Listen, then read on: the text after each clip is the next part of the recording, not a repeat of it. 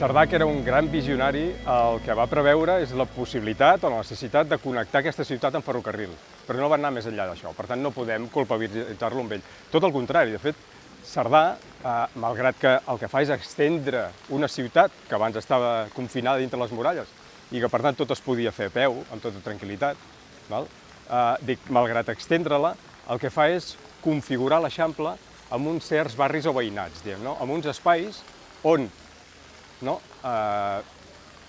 cada ciutadà tingués a l'abast els serveis bàsics. És a dir, podem parlar des de l'escola bressol, des de l'escola primària o l'institut, per entendre'ns, el tenia a l'abast i podia anar a peu. Podem parlar dels serveis sanitaris, d'un CAP, el que ara diríem un CAP, o d'un hospital, estan repartits. Els espais verds també estaven repartits per tot Barcelona per tal que tothom hi pogués accedir a peu, etc. Aquest és l'Eixample de Cerdà, que després s'ha pervertit absolutament i ha acabat sent el que tenim avui.